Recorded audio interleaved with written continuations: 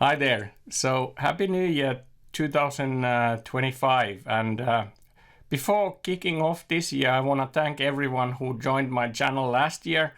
There were 45,000 views and there were 422 new subscribers during the last year that I got. So I really want to thank you all of coming to my channel, checking out my video and leaving comments and ideas also that, where can I dive deeper. And I'm happy to get more feedback from you to see that, if there are areas that you would like me to discuss or focus in my topics of workflow improvements, I'm happy to do it. And actually, we will kick off this year with one of these requests that I got from my last year's videos. Was that if I could actually deep dive more closely with the MetaGrid IO and see how that actually works with digital audio workstations, and that's what I'm gonna do. So let's dive into how to use MetaGrid IO with your digital audio workstations, and we'll start with an overview of it, and then we will dive deeper on how it actually integrates with different digital audio workstations starting from Cubase. But let's start with the overview first. All right, let's get going with this year. Alrighty, so let's start with the basic configuration first. So I have an iPad here, and with the MetaGrid Pro, you need to pay a bit, but it's not much. In my eyes, at least, I felt that it's definitely worth it. So you get an iPad app where you can basically create the macros, and then you need to also set up a server that is in your machine where you run your digital audio workstation. So I have set up that into my machine. And out of the box, they support Cubase, Studio One, Digital Performer Reaper, Logic, and Ableton Live. So those are having extensions built into the MetaGrid IO. And I think from all of these, I would say the Cubase is the most advanced, but they are all quite good level. And of course, you can create your own macros and do keyboard shortcuts. So with any digital audio workstation, it makes sense. I can also show things like from Universal Audio Luna, where it is not directly supported as here, but you can still use it through the MIDI, or you can use it as a key, like with keyboard shortcuts. So that's basically the setup: iPad app and a server running in your machine where you run your digital audio workstation. There are other settings that you can go through, but they have a very good documentation for that, so I'm not gonna spend time on going through that. So please check out their documentation, which is very good. They also have a forum that is a very functioning, and there is a lot of people chatting about MetaGrid Pro and so on and so forth. So let's start with Cubase. I'll launch a Cubase and I explain things through that because it has the most extensive integration. Okay, so let's dive into programming the MetaGrid and how it is being implemented when using Cubase. When I select Cubase, it will automatically recognize it, and then it will switch to the Cubase templates. There are a number of Cubase templates that are ready-made that you can bring in and customize for yourself. I have done so for my template, so that as I'm using this in tandem with SSL UF8, as I explained in my other video, which I have linked above, you will see that how certain things I do in SSL UF8, and then what didn't fit in SSL UF8, I have overflowed it into basically my MetaGrid app. And at least for me, this is actually, you can create quite big buttons. You can actually deal with the layouts and the size of the buttons. So you can, it's very customizable. And so you can tweak the screen for your needs, and also make the buttons big enough for your fingers to touch. So in that respect, I feel that this is better than the Stream Deck. At least I use it a lot more with my digital audio workstations than Stream Deck. And also what you can do here, if I bring in the basically the mixer. Now when I'm changing a channel, you see that the content in and the status in the iPad also changes. So this, due to integration, this is bidirectional in some functions. So and now, for example, when I went to a channel where I have 2 sends, I could disable the send. I could also disable all the sends. I could disable all the plugins in that channel or in that track. I could of course also like tweak in the send amount, how much send I want to send from here to the plate in this case. And then of course, if I'm here, I can run different type of macros or keyboard commands that, for example, will only show the channels that have some content in it, or then again reset it into basically the something else.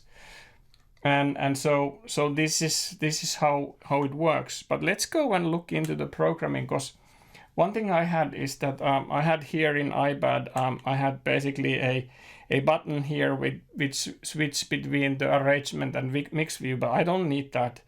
So what I can do here, I can go into the layout, select and clear it. So I can basically freely customize this.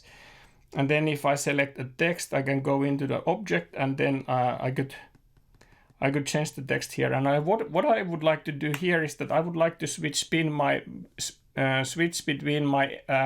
main monitors and my second monitors that are Yamaha NS10M. So that is something that I don't have in my SSL UF8, and I would like to put it here because that's something that I'm doing often. And now I need to kind of go to my mouse and you know, select it, so it's not that convenient. So let's go first to the layout. Let's go and change the text first. So let's go and say that this is actually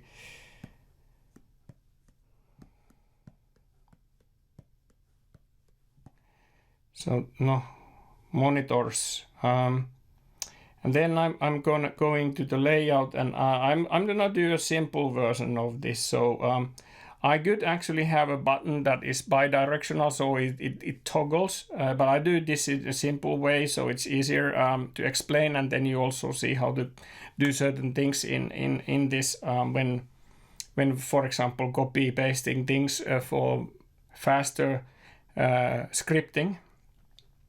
So now I go and merge this, and then I go and I add a button here.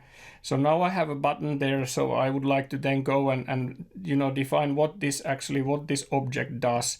And as you can see from here, you can have a macro for Mac and Windows, so both platforms are supported. Then what I would like to now go is that I could go into the ready-made things, because as you see, and I will look into other digital audio workstations, but I go now into the Cubase, and there is a very, very extensive selection of macros commands that you can do in Cubase, and you don't need to program them in, and you don't need to do keyboard shortcuts for them. So what I would like to do is I would like to go into the control room, and then I would like to basically, with this button, I would like to select my monitor 1. And now if I try it, you see it changed to monitor 1, which is my A monitor. So the macro works. Then I would like to bring in an icon that is like, you know, monitor icon, for example, that one. That looks pretty okay. Of course, I need to change the layout because I would like to say that, okay, these are my A monitors. I can also go and change the size of the font, but I'm pretty happy with this one. So now I have one control that when I press that, it changes to my primary monitors. But then I would like to add another one that changes to my secondary monitors. So what I can do here is I go into the layout. I'll go and merge again, and I go and I create a button. But not now. I'm not gonna program it in at full, because what I can do here also, that I can go into the object mode and then select that one, say copy, and then paste. And now most of the things are done, so I don't need to do all that much again. So I go and select the monitors too. And then I go here and say that this is actually not A monitors, but it's actually the B monitors, my secondary monitors. And when I'm done, I'm done. And now I can go and press B. So it switches to my second monitors, and A, it switches back to my primary monitors, and mission accomplished. So extremely handy, at least when I use this in tandem with my SSL UF8, in which I have also programmed my soft keys. This makes my workflow extremely effective. We can quickly look also in here, because what you can do here is that you can have multiple layouts. So and you can go into the content manager and bring in content. So you can import presets, and they have quite extensive amount kind of free presets. You have for Ableton, Cubase, Digital Performer, Logic, Luna, Studio One. So all those, they have like pre-made templates. They have also for other software if you are interested, but anyway, I'm only focusing on the digital audio workstations. What I have done, actually, I already bought in the MIDI faders, and I can go into the scenes and not creating another scene, but I could actually have a secondary view to this first, and I would like to have my MIDI faders there. So now once I have done that and I go done here, you see that I have a small dot here in this menu, and now when I'm doing between those, I can actually switch between my fader view that I can then manage, modulation, expression, and of course, you name it. You can define these MIDI CCs for each and every. If you go to this one, you can actually here again macro say that, okay, this is a MIDI CC in a channel 1. Again, if I select this one, it's 11 in channel 1. So all this can be programmed in, and as you saw, there is also like, if I add here, you can do keyboard shortcuts, mouse action, text. Then of course, you can also activate an application. You can use Keyboard Maestro, Apple shortcuts, and so on, and even menu commands. So you could actually also program some menu commands in from the app that you use. So this gives you a very, very kind of nice way to control your digital audio workstation and your project, or even a VST. So for example, if I would bring in, now let's do just a simple, let's bring in, let's add a track. So let's go here and let's say that we add a track. What we would like to add, maybe something simple. No, let's add an instrument track, and let's go to something that I know for sure. Like let's see that, or at least I kind of think so. Abbey Road 1. Let's add a track for Abbey Road 1. And now when I go into the modulation, let's see, I need to select that track. I go into the modulation. I should, in principle, I should be able to, but it doesn't. Like, why the heck it doesn't? All MIDI inputs, and I should have the MIDI input enabled. Maybe there's something that I'm missing from the configuration, but I should. Let's say learn MIDI automation. Like let's.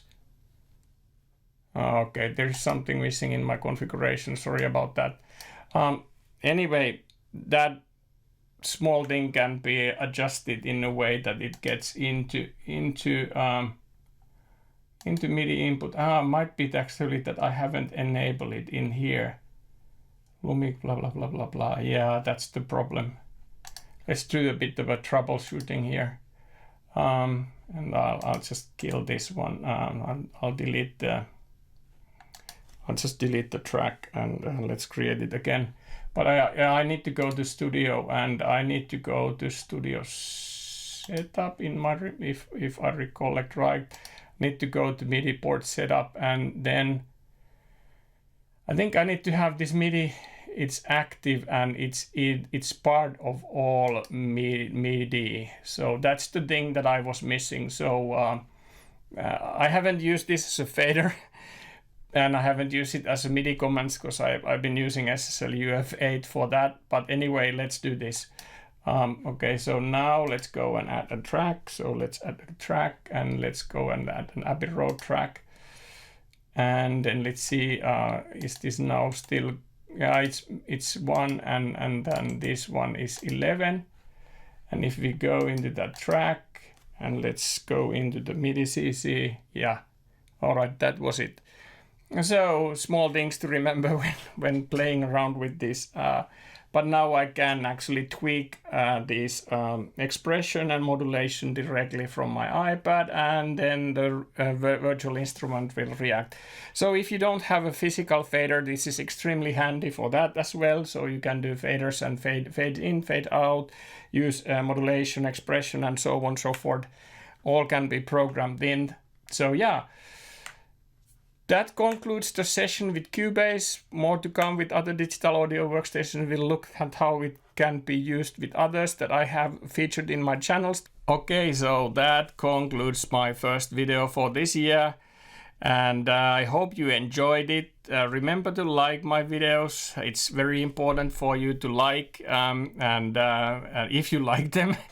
So that will support me, and of course subscribing as well so that you don't miss any content that I'm creating during this year.